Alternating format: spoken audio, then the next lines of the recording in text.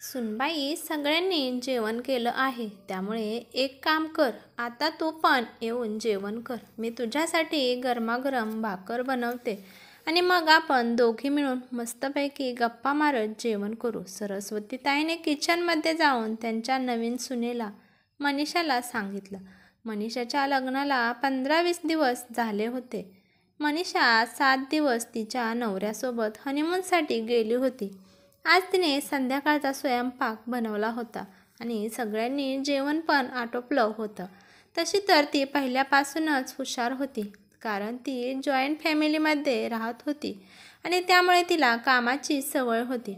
त्यांच्या परिवारात सुनांबरोबर मुलींना पण सगळं घरातील कामे शिकवले जात होते. मनीषा सरस्वती ताईला म्हणाली की अहो आई, तुम्ही हे काय बोलत आहात? मनीषा तर सरस्वती ताईंचं बोलणं ऐकून हैराणच झाली होती. काय झालं मनीषा? मी काही चुकीचं बोलली का? त्यामुळे तू हैराण होऊन माझ्यासोबत बोलत आहेस? आता खरं तर मनीषाचं उत्तर ऐकून सरस्वती ताई हैराण होणार होत्या.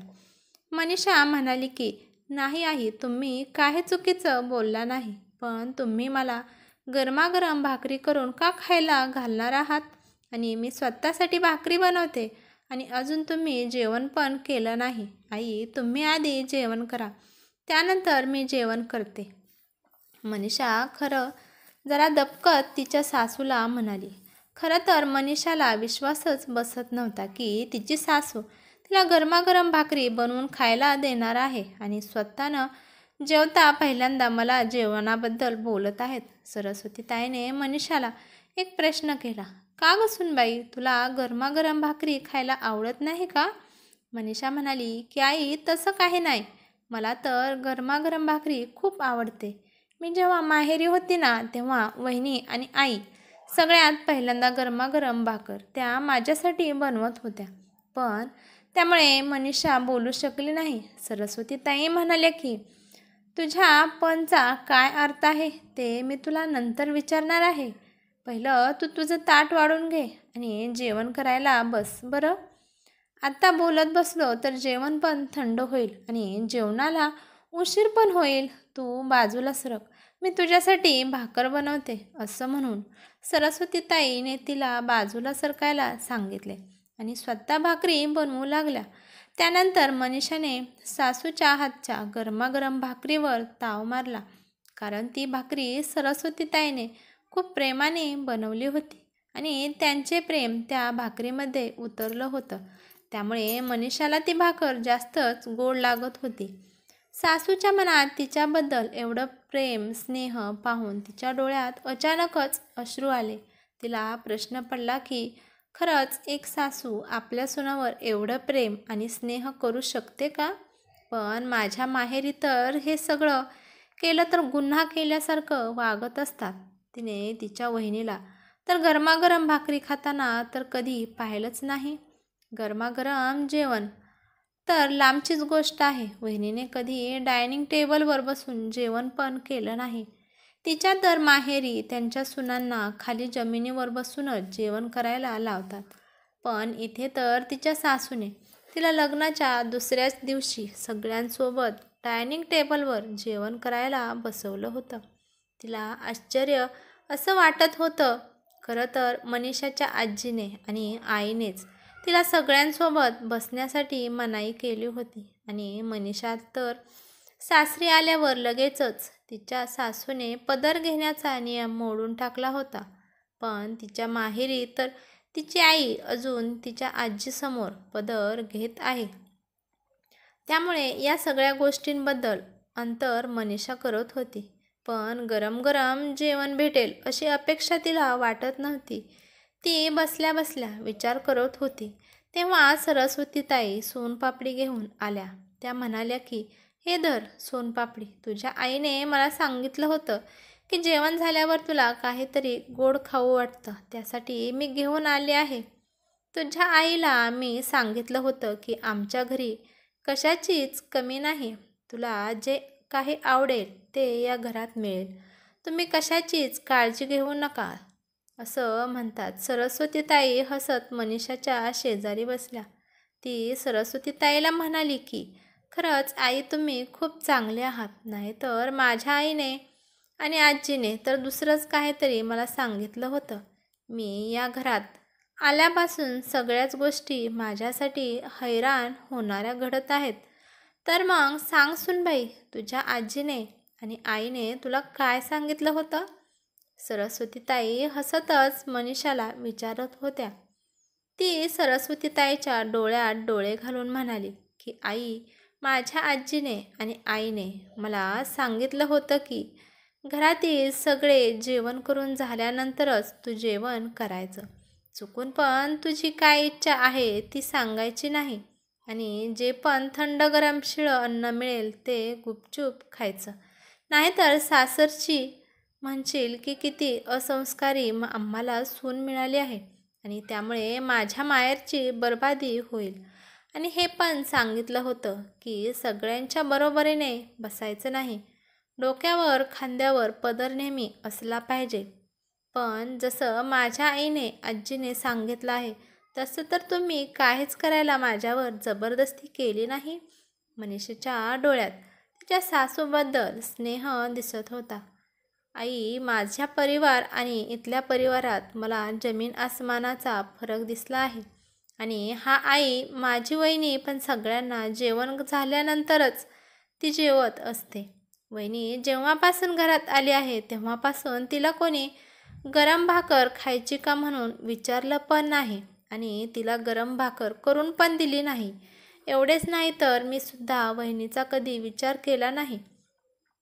पण मी आता जेव्हा पण माहेरी जाईल तेव्हा मी तुमच्याबद्दल सगळ्यांना सांगणार आहे. सगळ्यांना मी सांगणार आहे की बघा, माझी सासू किती समजदार आणि मायाळू आहे आणि त्यांना पण मी तुमचा आदर्श घ्यायला सांगणार आहे. मला असं वाटत आहे की माझ्या वहिनीला पण तशाच सुखसुविधा मिळाव्यात जशा तुम्ही मला देत आहात. एकदम बरोबर बोलत आहेस मनीषा तू. पण तुला माहीत आहे या समाजामध्ये सुनेला अशी वागणूक दिली जाते. तुला माहीत आहे त्याच वयाच्या मुलीला ते हातात हात देतात, परंतु त्याच वयाच्या सुनेला ते तिच्यावर जिम्मेदारीचे ओझे टाकत असतात. तिच्या प्रत्येक इच्छेला महत्त्व दिले जात नाही. तिला हे सांगितलं जातं की सगळ्यांसोबत बसायचं नाही, सगळ्यांसोबत बोलायचं नाही, हसायचं नाही, नेहमी खांद्यावर डोक्यावर पदर घ्यायचा.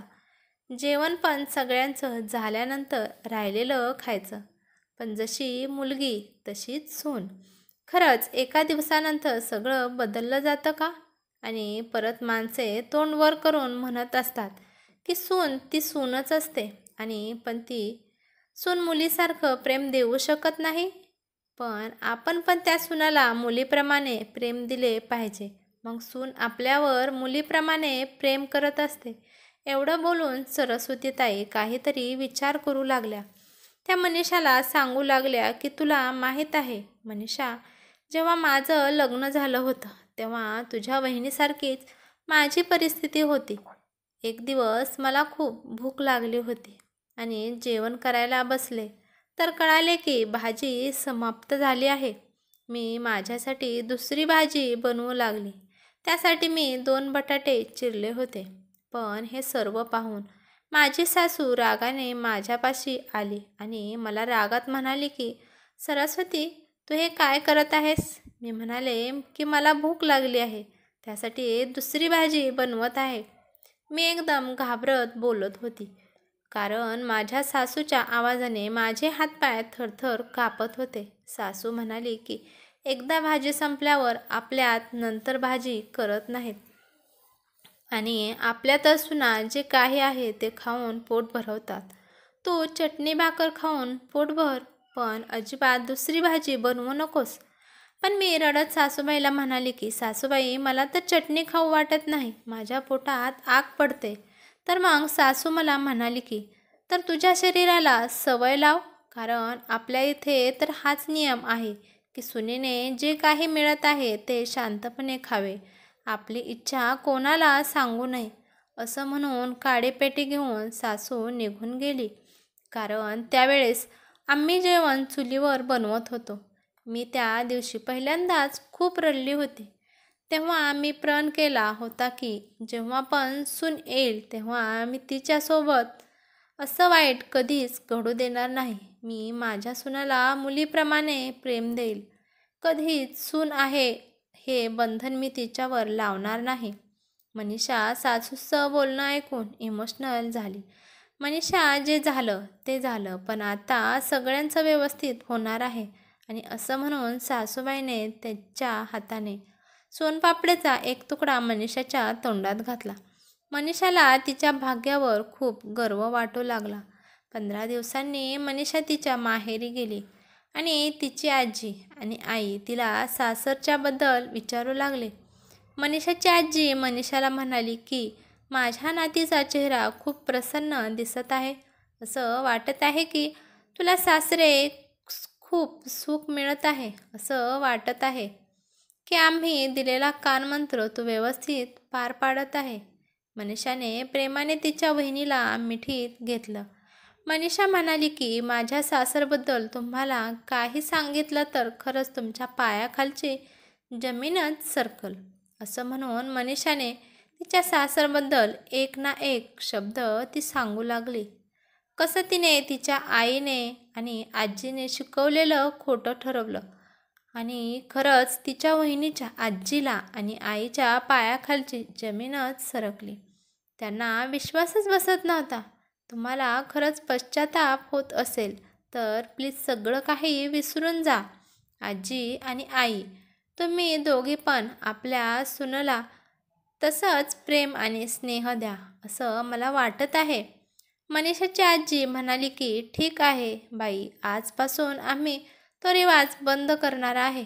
आजपासून तुझी आई आणि तुझी वहिनी या घरातल्या मुलीप्रमाणे राहतील. त्यांच्यावर कोणतेही बंधनं मी लादणार नाही. पण सगळ्यात आनंदी तर मनीषाची वहिनी झाली, कारण सगळ्यात जास्त प्रॉब्लेम तर तिलाच होत होता. सुरुवातीला कठीण गेलं, पण हळूहळू सगळं काही नॉर्मल झालं आणि नणंदमुळं तिची वहिनी आनंदात होते. मनीषाला ती नेहमी तिचे आभार मानत होती आणि आपली वहिनी आनंदात आहे हे पाहून मनीषा खूप आनंदी होत होती.